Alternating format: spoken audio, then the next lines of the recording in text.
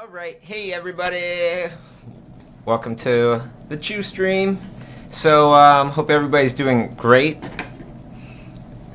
And let's start off this stream by just going over, like, why do we do this stream? It's because, we got into this business of art, not just because we wanted a job, but because we like the smell of crayons. We like to just draw stuff. And this is kind of like a reminder to take a little time out for yourself and just do something for yourself, for the love of art, for your love of art.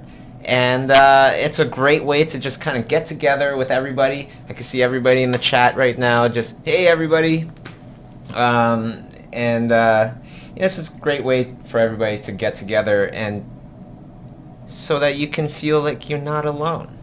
There are other people out there just like you that are, on the path to becoming an awesome artist. And, we all have to face trials and tribulations along the way. And this is kind of like a place where we can express these experiences and questions and things like that. And hopefully, I don't have all the answers, but I do have my own answers, my own kind of ways about how I dealt with things and got to what I've been very fortunate to do in my own art career. And hopefully some of this advice can, resonate with some of you and help you in a positive way. That's the purpose of this stream here. So why don't we start off with a little roll call so that everybody can know, that they're not alone out there, and we're actually everywhere. People like us, we're actually everywhere all over the world. We got Alberta, Italy here. Ketty from Italy, 4 p.m. We got Switzerland. Now they're gonna all start coming in. Romania, New York City, right on. Spain, Barcelona, Russia, Germany, Madrid, Florida, Lithuania, always up in here. New Jersey, right on. France, UK, France again. All over the place, right on, everybody. So let's go over a couple of things that you can do as like an interactive experience. As a student, I always wondered a lot of things about being an artist and doing this art thing. So if you have any questions, please post them here, okay? bit.do/April17-Chiustream. That will lead you to a Facebook post so that you can post your questions there. Instead of posting it in the chat, because the chat generally goes really quickly as people are all chatting in there. And it's just a lot easier for me to answer any questions if they're in that Facebook post. Okay, the other thing is that this drawing that I'm going to be doing, I'm going to be giving this away out to somebody out there in the world. Sending some positive vibes out there, and hopefully that'll just encourage more people to come out and draw with us. And the more people that are educated, the more people that are empowered with knowledge, the better our whole entire community gets. As commercial artists, as artists in the film industry, gaming industry, whatever it is that you do. Okay, so I want to start off by just answering a couple people's questions from last week that I didn't get to. Okay, not really sure how to pronounce your name, but I'm just going to say your question. Talking about sacrifices, what were your sacrifices to get where you are, Bobby? That's a really great question, because definitely as kind of sad as it is, I feel like I've lost a lot of uh, friends, that I used to hang out with and everything, before I started taking art really seriously. Now, you might be saying, well, that's not what I want to do. The thing was that when I stopped going out partying every night and things like that, there were just some friends that just I didn't have anything in common with them anymore. So I don't really feel too badly about it. Like, we're still, if I saw them in the street, I would totally stop and hopefully go out for a coffee with them and, chat it up a bit. But yeah, that's something that I feel I really had to sacrifice. Um, but it wasn't actually as much of a sacrifice as it was me just really deciding what I wanted to do with my life. Other sacrifices, like, yeah, I think it's just mostly friends, like being able to hang out with friends as much as I'd like, even though that happens to pretty much everybody. As we start getting older, have more and more responsibilities, things like that, and you just have less and less time for your friends sometimes, especially, people that start having families and things like that. It just gets harder. So I feel like that's something that a lot of people have to deal with. Let's see here. If there's anything else? I was talking about the benefits of getting... Okay, you know what?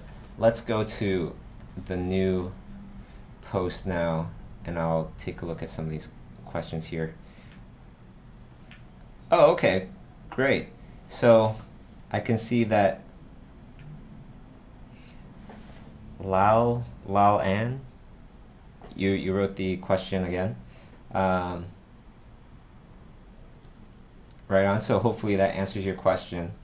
But this is what I've gained. Instead of sacrifices, this is what I've gained from those sacrifices.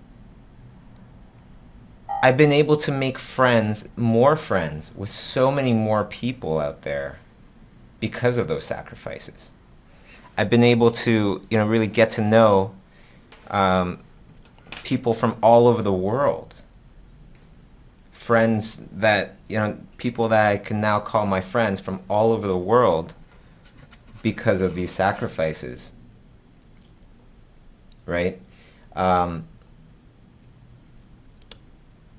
I wouldn't trade that for anything, really, because the friends that I've gained, a lot of them are great artists.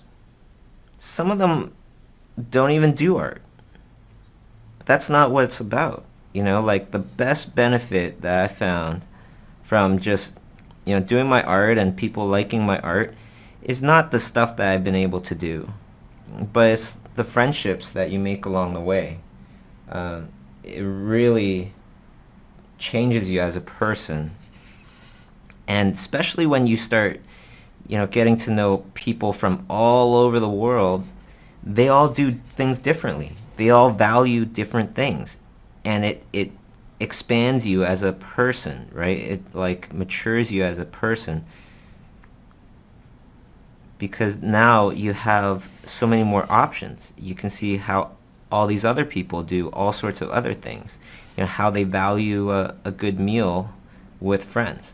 Stuff like that.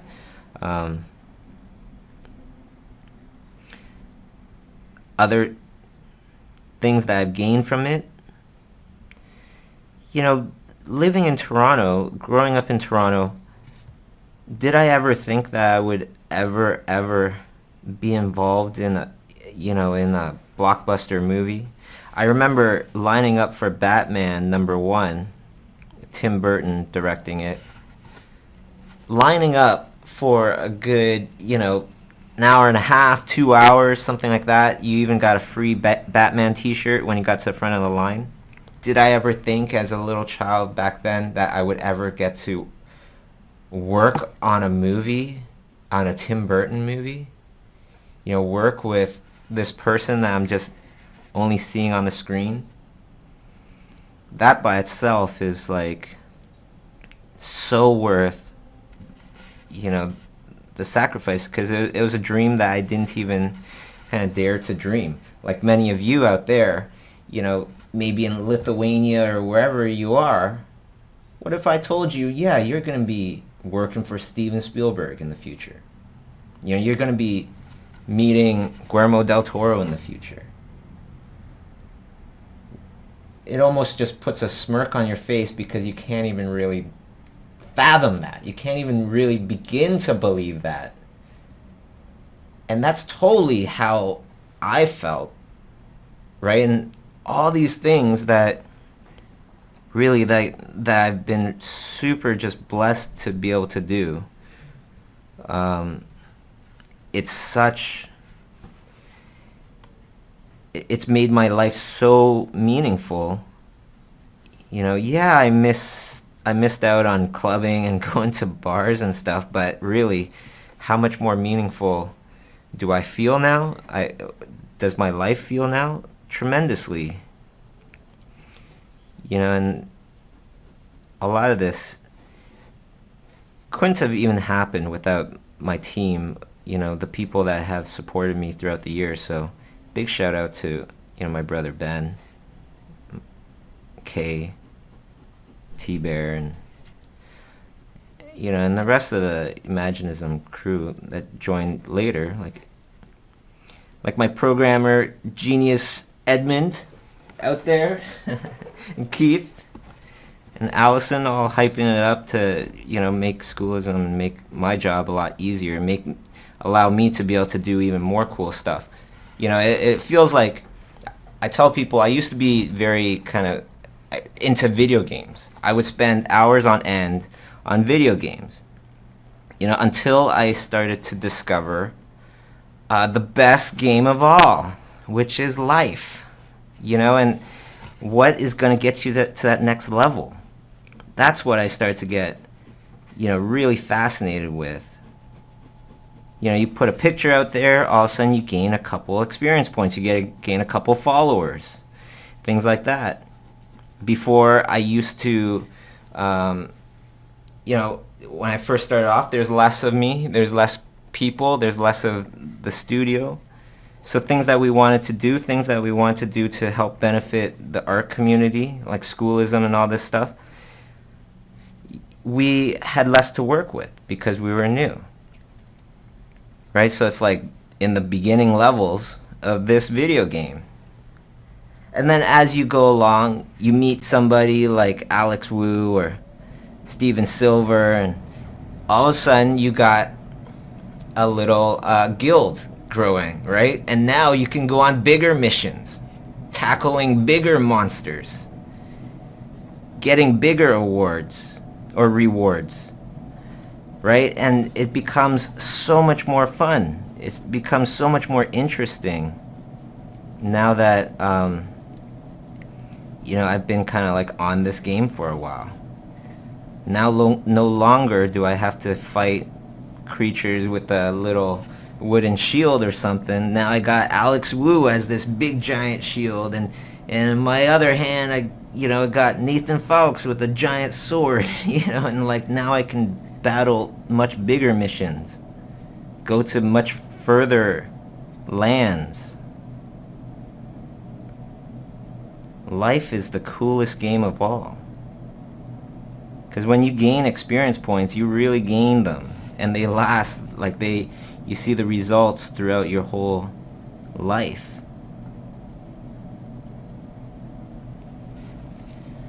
Let's go to the next question. When studying from life, Valco asked, other than frantically trying to catch stuff down on paper before the opportunity passes away, what else should we be looking at when studying from moving things?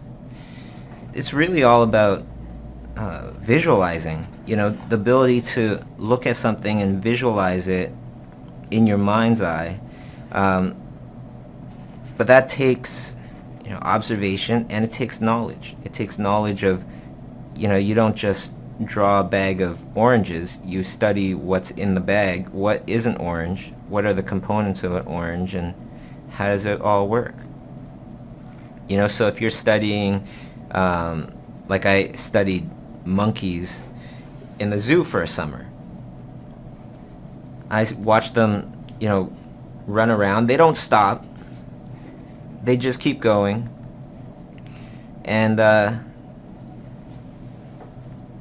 it wasn't until I started studying the anatomy of a monkey and started really piecing together the two, like the knowledge that I had from still photographs to the knowledge that I had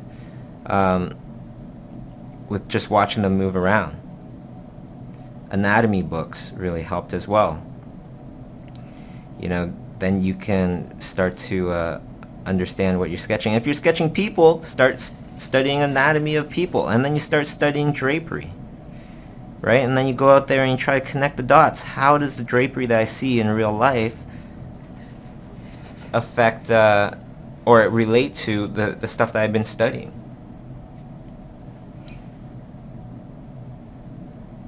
Do you have any advice to give to someone who is relatively unknown but is trying to start their own studio? Says Nicholas.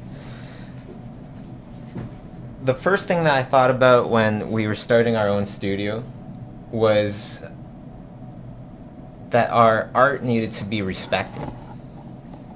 It needed value, right?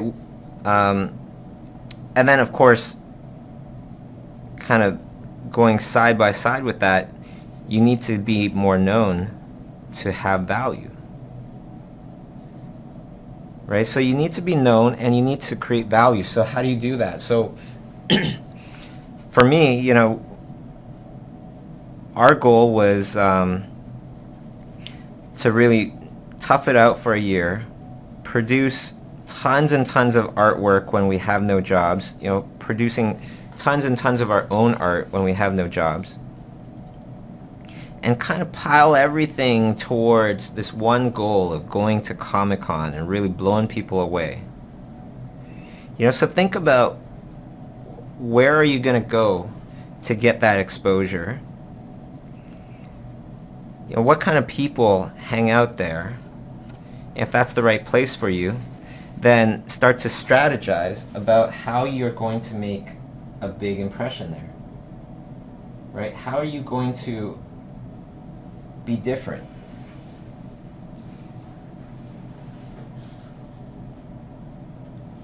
Right? Why are people going to go to you instead of somebody else? That's why in the beginning, like I say, don't try to be a jack of all trades. Look for what's going to make you different and really hone in on that and try to make that even more special until the world has no choice but to pay attention to you. I was talking to one of our old co-op students from Imaginism Studios. We were having a dinner yesterday, and I was just saying to him, keep learning. Keep learning, keep putting your stuff out there, keep telling people what you have passion for, what do you like to do, and keep trying to meet people. Because my first 2 jobs, it was from friends. In my first job, it wasn't too fun. I was doing layouts for a show that I didn't really I didn't really like too much, but it was a job and I wasn't too picky. But that came from friends' referral. And a lot of studios, they they like to hire internally. Why? Because they're inviting you into their studio to work with them, and right now everything's cool at their studio. They don't have any problems, or maybe they do, it's just that they don't want more problems. So it's always a little a little, you feel a little nervous when you hire somebody new because you don't know how they're going to be. Right now, I like what I'm doing. I like how everything's working. And if I hire somebody I don't know, they might be the best painter in the world, but they also might just annoy the crap out of everybody, in the room. And then that's not going to be good. And you don't want to just kind of go trial and error and then let go of the people that you don't like. You'd rather just hire somebody and just have them there for a long time. You don't have to fill those voids again.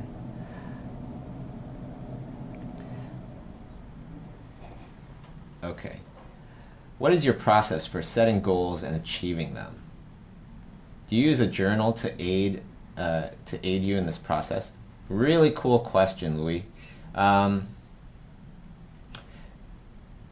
My process for setting goals is actually like this. I'll write down the goals that I'm thinking of, and then I'll write down on a scale of 1 to 10 the duration that I think it would take out of my time. How time consuming is it? Right? The lower the better. And then what was the other one? Importance. So what do I think the importance of whatever it is, all my goals? What do I think the final result will be?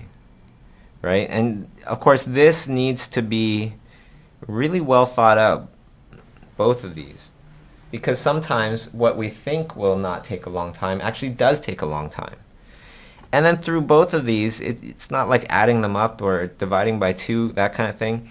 But I do look at both of them and try to determine an overall importance that I want to put on each of these little things. Right? And from there, I would see, okay, what I didn't think would be that important actually turned out to be very important. We should definitely do that. Or, well, this thing is actually moderately important and it would take us no time. So let's do that. Be careful about things that need to be continued. You start doing one thing, like perhaps daily sketches, it needs to keep going. Be careful of those kind of things, because all of a sudden, you only have a certain amount of hours in a day, and if you commit to too many things, it'll be very difficult, later on.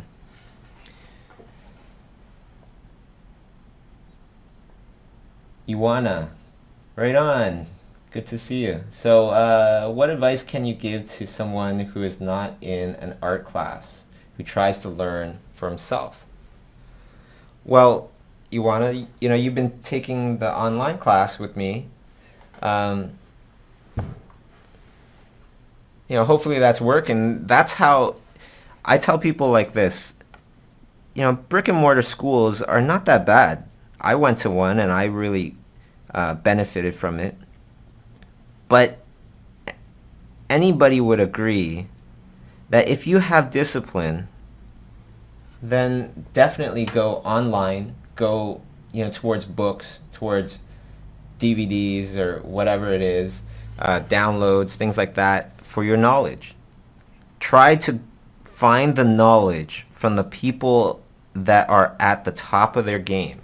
The people that are doing the dream jobs, not working for the dream studio, but actually in the dream job.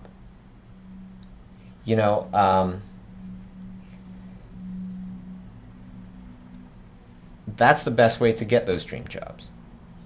If you want to just get into a dream studio, well, there's lots of people that can tell you that, or give you, there's lots of people that you can find to help you with that. But staying in a dream studio, it's kind of another thing. We keep seeing layoffs and all these things happening. It's interesting. I was having this conversation with this person that got laid off from Pixar, right? Pixar laid off a bunch of people end of last year. And it was interesting because the conversation was, yeah, before, all I need to do is say Pixar, I work at Pixar, and now things are great, and people will give me the time of day, and, I'm important. But now that I've left Pixar, or, now that I'm not at Pixar anymore, now the time is starting to tick down, right? You can only say Pixar for so long. Are you still gonna, when somebody says, what do you do? What's kind of like your thing? And you worked at Pixar 5 years ago, are you still gonna say, Pixar? It starts to get old because people start going, that's great, what are you doing now? It's art is not easy, but to kind of just touch the goal is a lot easier than staying on top and, just longevity, staying there. By the way, good thing I write these things down on here. I want to tell everybody about this contest that I'm going to be judging. It's just a free contest for students and early professionals. So Schoolism is sponsoring up to 6 winners, $2,000 worth of Schoolism classes. You could go to schoolism.com and find out details. You also get a critique from me.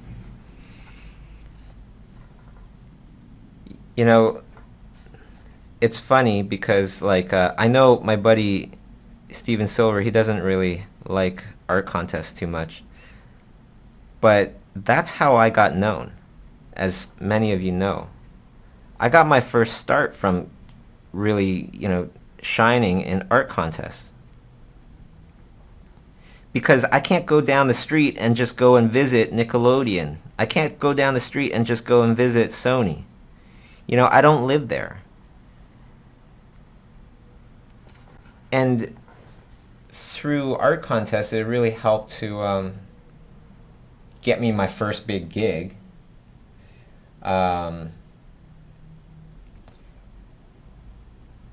Got me my first big gig directly, and a lot of other gigs indirectly, I'm sure. One time I remember just going in for an interview, and then I see an annual that I was in. I think it was Expose 3 or something like that, where I won a Grand Master Award. I don't win any money. I don't get paid to put my art in there, but did it help? Yeah, it helped tremendously, especially I wouldn't ever post in something where if I just pay some money, then I'm in the book automatically. I wouldn't do that because there's no sense of quality control, right? It's just if you have money, then you get exposure. Well, that's not cool.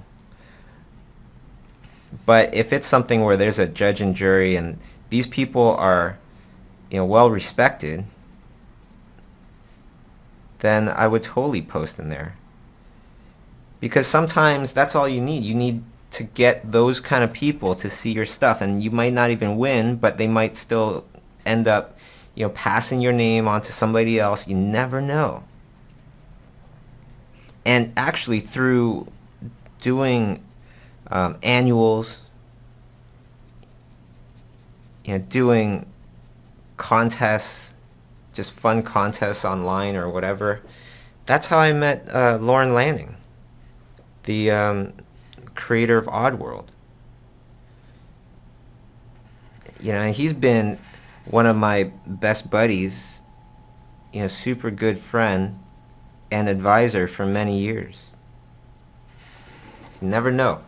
I think the best thing to do is just to try everything and see what sticks.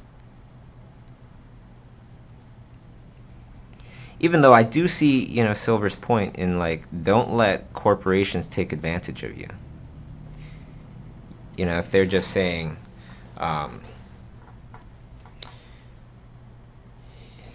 I don't know, like, I'm sure he has lots of good examples, but don't let corporations take advantage of you. Make sure that you're going to benefit from it, from whatever you're entering in or submitting to.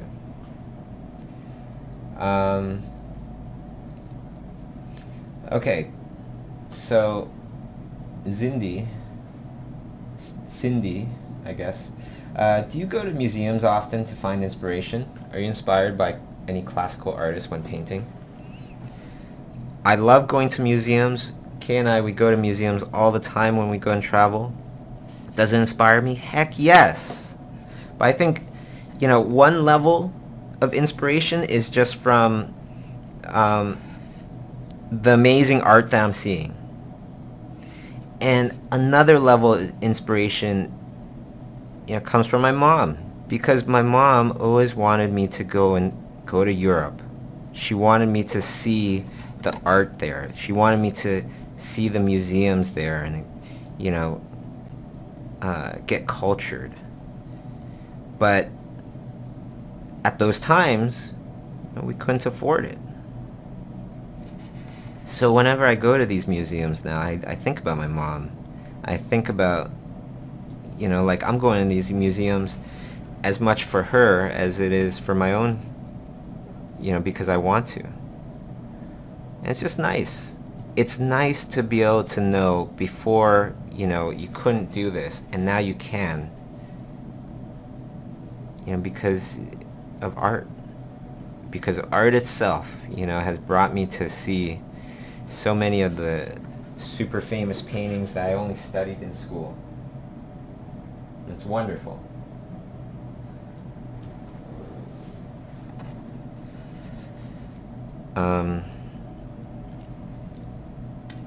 What else is there? Okay. Lately I've been feeling really stuck in terms of my art skills. I'm very good at drawing from life or references, but I'm not so good at basic things such as perspective, color, light, drawing different poses that look anatomically correct.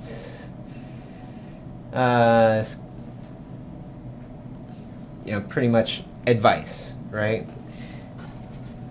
Don't just practice, but learn. If you're constantly actively learning, and then through learning you have to practice, that's the best. That's the best way to improve dramatically. Like, how many times have everybody knows a student that maybe went to class or whatever over the summer, just one class, came back transformed, everybody noticed. Keep learning. A lot of times the problem is that professionals stop learning. They do well enough to get their first job, and now they're busy. Now they got things to do, and then they stop learning. Yeah, we all got things to do, but learning that's for your future. Be proactive. Think about your future and think about, where you're going to be 10 years from now if you just don't learn at all. If you're not actively learning, you're only practicing. Think about, if you're a professional right now, think about all those students out there and those kick-ass portfolios that you've been seeing. I know you've been seeing a bunch where you're just like really surprised on the level that students are painting at these days. Some of them are really, really amazing. And they're gonna just keep getting more and more amazing. It's really cool right now because there seems to be this huge, actually like a huge divide between just, students. Students that are using the internet for, to pass the time, and then students using the internet to supercharge their brains, to paint amazingly well, beyond what the last generation was doing.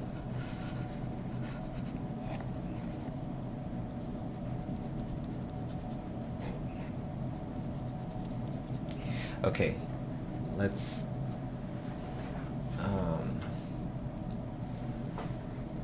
just gonna refresh the page for some more questions, but something that's really important to me to express to you guys is that the faith, the belief that you have in yourself, just think about it for a second. If you truly believe that you can totally become like, the next huge thing in concept art or whatever it is, whatever your goal is, if you knew that you were going to be having a meeting with J.J. Abrams 5 years from now, and he's going to be looking at your stuff, and you will have this opportunity, changing your frame of mind will all of a sudden change your whole entire life. I'm sure you would take the next 5 years and be really, really gung-ho with it, right? Really, really try to make the best of it and improve as much as possible. Believe in yourself. Faith is like, it's the key. It's the key ingredient to rapid change. So, it's time to believe in your potential. Especially if you're struggling, right? If you're struggling out there, how you deal with failure will determine how successful you'll become.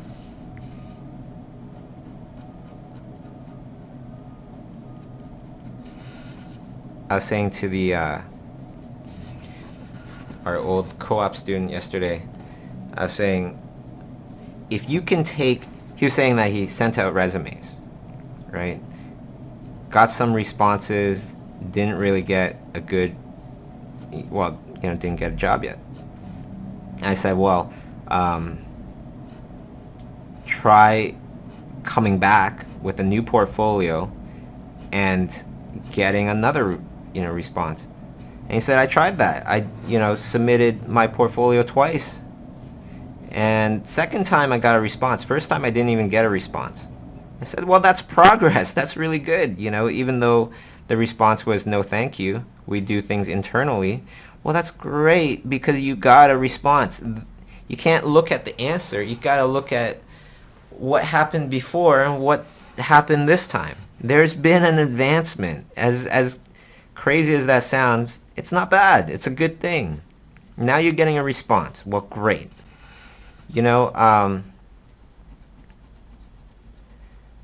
If you are willing to take 10 horrible no's, 10 horrible no's where people were like, there is no way you are ever going to work here or whatever. If you could take 10 of those and keep coming back to the same person, the same company, and coming back, just going really humble, and I took all your advice and I've reworked my portfolio, I just wanted to send it your way and blah, blah, blah. If you can do that 10 times in a row, you'll never have to do it 10 times.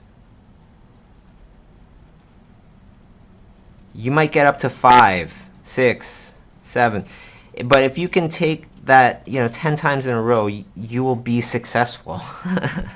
As crazy as that sounds, because how you deal with failure will determine how successful you'll become. Think about it. How many people out there, if somebody said no to you the first time, you would never want to even ask them again.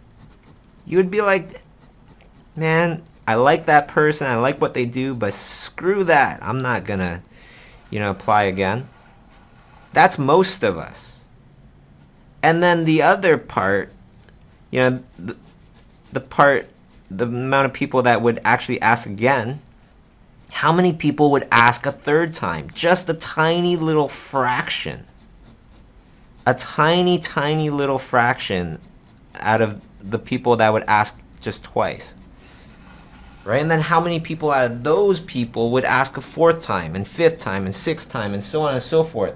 All of a sudden you're becoming the 0.00001% of the population out there. And all of a sudden you just became a lot more special in a lot of people's eyes. And no matter how much, somebody might not like you, if you ask them 5 times, if somebody asked you very nicely 5 times and came back evolved every time, trying to take what you said before or just get better, you almost feel compelled to help them after. You almost feel compelled to say, yeah, okay, why don't you just come by? But you have to come back in a different way every time. First time, hey, can you take a look at my portfolio? I would really appreciate it if you took a look at my portfolio. Okay, great. Well, I'm busy. I'm not going to answer. Perhaps that's what happens, right? When you send it into some studio. Well, then you come back the next time and you think to yourself, how can I change this? How can I use my common sense and rework my portfolio, rework what I'm going to say to them in a way that, hopefully will make things a little bit, make some sort of connection. Hi, this is the second time I've submitted my stuff. I hope that's okay with you. Really, all I wanted was, because I really admire your studio, I just wanted to make a connection with you guys. I hope you don't mind. I don't even need any feedback. I just want to be able to send you guys my work every once in a while, like, once a year, just to show you that I'm still interested in what you guys do, and that you can see my, how I am as a person, and how much I'll improve over these years. If you did that to 20 different studios, you would get into one of them. I would have to assume. Let me actually, I got this really nice email where, even though I'm super busy, I actually was thinking, maybe I should let this guy come in, or at least meet him. Okay? So the subject line says, help around the studio. That's a great subject line, instead of looking for a job. So the email goes, my name is such and such. I'll, conceal the name. And I'm an aspiring illustrator. I'm looking to get exposed to the animation industry. However, I don't have much experience, and I don't have much of an educational background. That's great.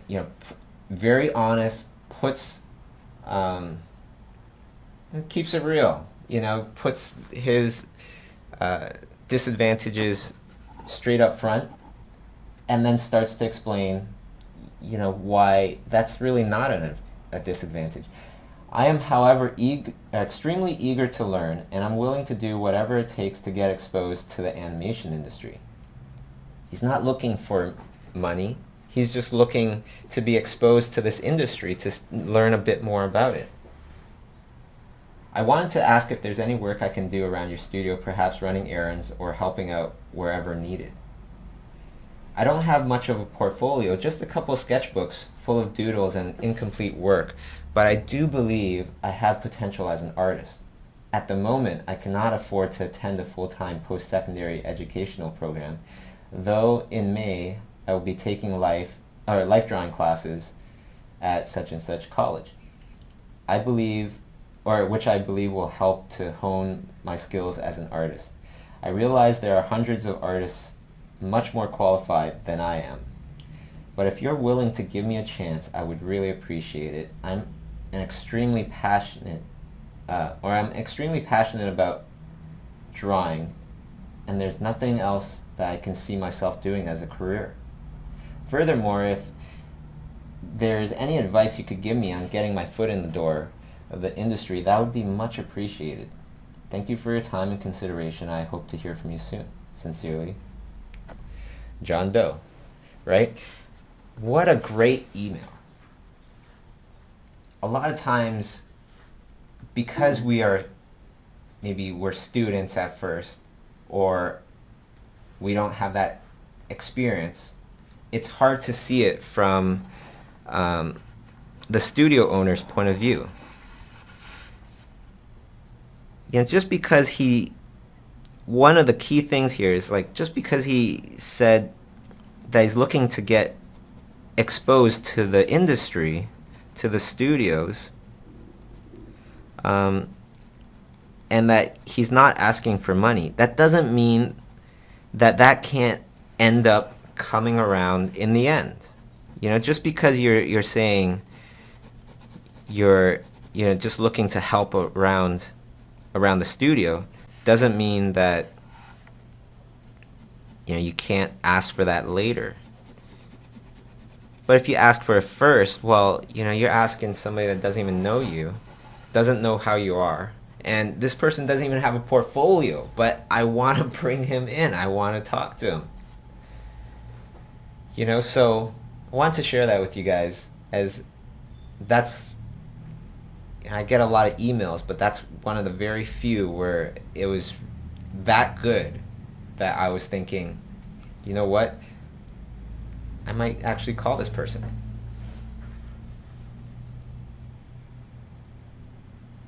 Okay.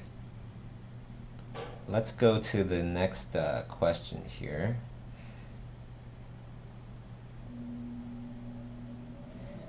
When I have a lot of ideas to illustrate, I don't know how to pick up the best one of them to start first. Any tips? I'd say just, sketch them all down quickly, or write a description of them down and just leave it for later.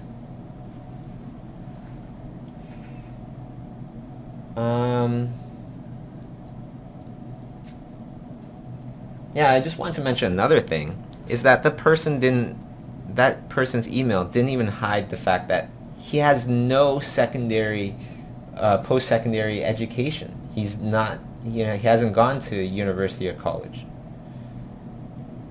And he just said that right up front. And yet I still want to, talk to him. So it's interesting, it's interesting what just writing a good email will do for an art career that has nothing to do with actually writing, right? You'd be hired to draw. It's the whole entire communication thing that's very underrated, since in almost every industry now you have to deal with other people. You have to be able to communicate. You have to be able to talk with them. If you don't talk and you just keep things to yourself, a lot of times that's not going to help. That's not the healthiest way.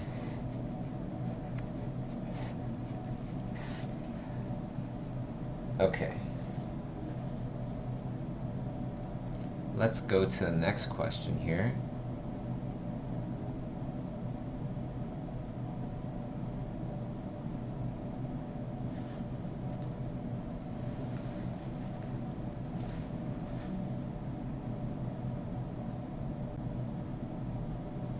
Refreshing the page, but just a reminder, those of you that came in a little late, all you need to do for a chance to win this drawing is to go to bit.do/April17th-Chiustream, and you just need to share that on your Facebook page.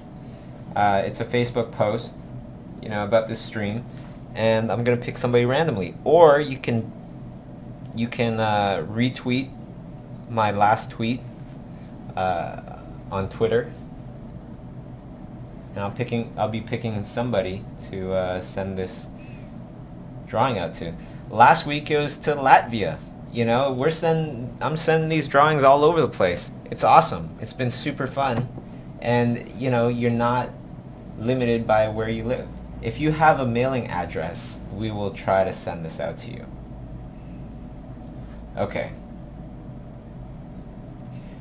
I just found out that in my firm where I work in Q&A a junior artist position is available. Do you have any advice for someone who wants to break in the game artist business? Best thing to do is get the artist on your side, right? Befriend those game artists and go slowly. You know, don't want anything from them for a while, and hopefully never. Hopefully you can only just think of things that you can help, you can give them, you can tell them that will help them. You know, because since if you're not an artist yet and you're working in that studio, you don't want anybody to feel threatened, or you don't want to come off too strong, like you just want somebody's help.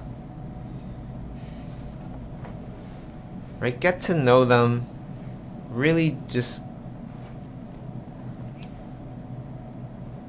try to be friends with them. Try to help them. And by the law of life, by the law of nature, you keep helping people, people will help you. If you keep giving to people, people will give back. That's why I never liked that phrase, the go-getter. You know, you're going out to get things. You're a real go-getter. You're really going to get things. Well, if you keep trying to get things, then people will try to get things from you.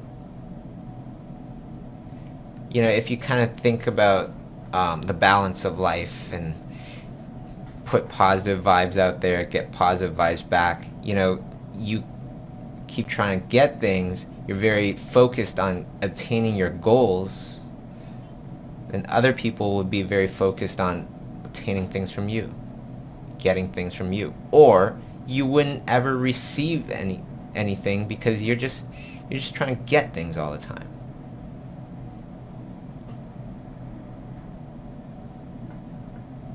Let's see.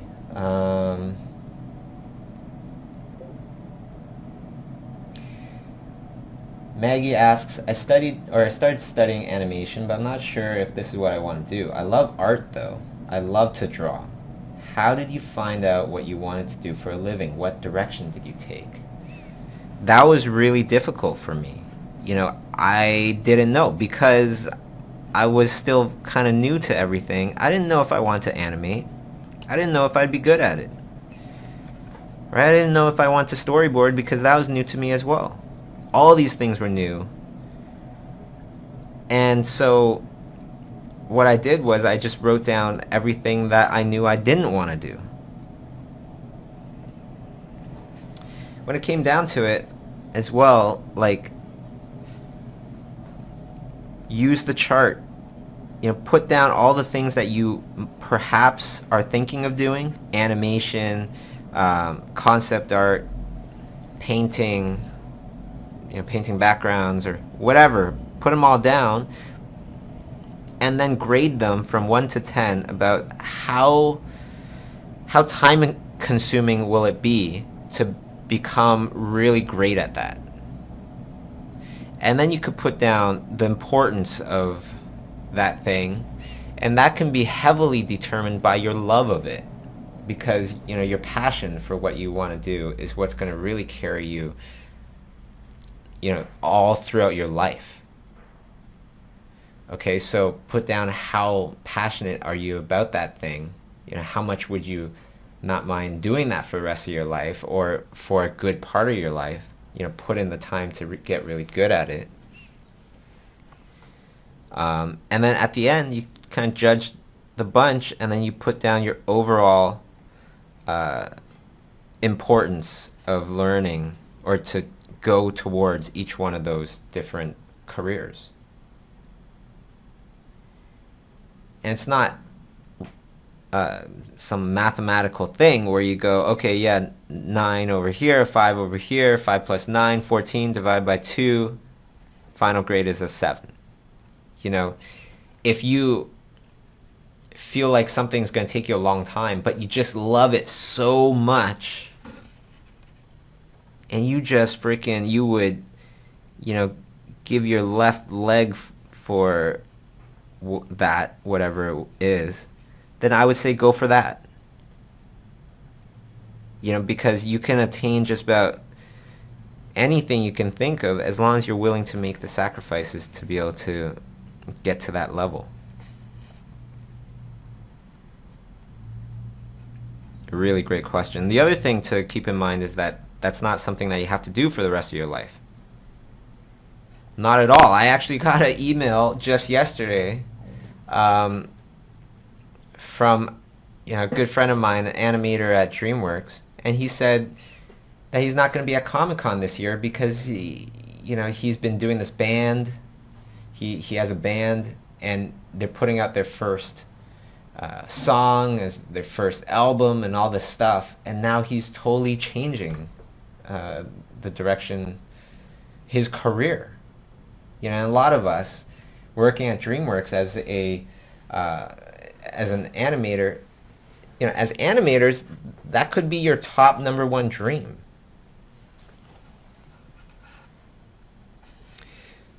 Okay. Nicholas asks, will I be at Spectrum Fantasy Art Live this May? No, I'm not. I would love to, but that was a really, really good convention, though. Some amazing talents that I've seen there. I've only been there once for the very first one. But this year, I'm trying to not go to as many conventions. Been doing that for the last couple years. Instead, been doing more workshops. So one thing that I'm working on is going to Singapore this June. So hopefully that will happen. And hopefully, I'm going with Chaos Dara and Alex Wu, as well as other cool artists. So definitely, stay tuned for that. And yeah, I think we're pretty much out of time here. So I wanted to give this drawing away to somebody out there. And if you haven't shared my post, the Chiustream post, I guess you still have like 10 seconds to do that if you go to bit.do/April17th Chiustream, or you go on Twitter and you just retweet my old tweet. I'm going to go to one of those, and then we're going to pick something. We're going to pick somebody out there to give this drawing to.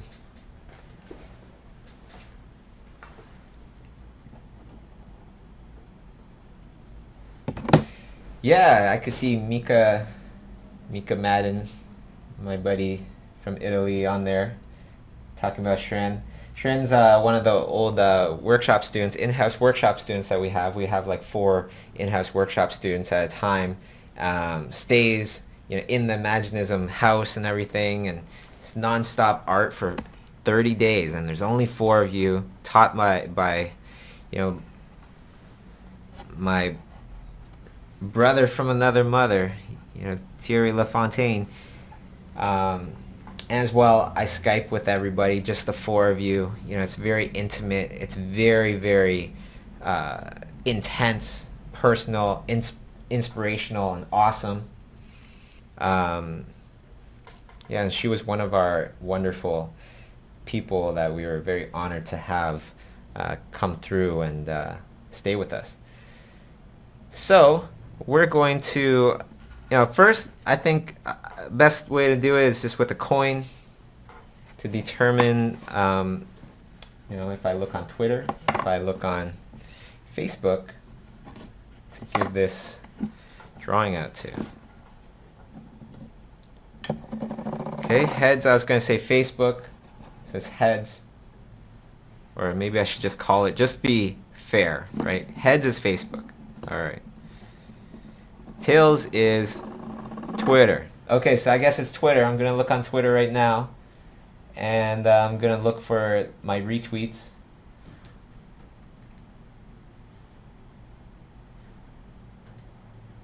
And we're just going to pick somebody at random.